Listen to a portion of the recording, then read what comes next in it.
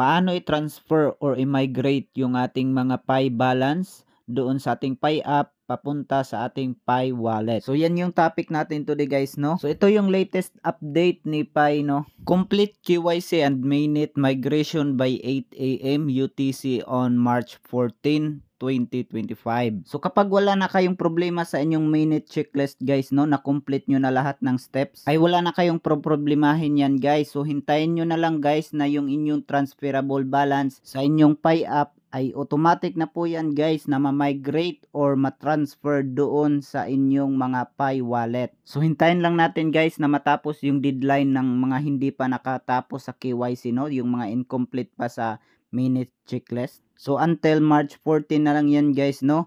So kapag hindi pa kayo nakakomplete sa inyong mainnet checklist ay useless, mawawala ang inyong mga balance sa inyong Pi app. So yun guys, no, para ma-migrate yung ating mga transferable balance sa Pi app ay kailangan natin makomplete yung mainnet checklist at hintayin lang natin guys na papasok sa ating Pi wallet. So automatic na po yan na papasok guys. So yun lang guys, no, sana nakatulong sa inyo yung video natin ngayon. At kung meron pa kayong mga katanungan, i-comment nyo na lang sa comment section.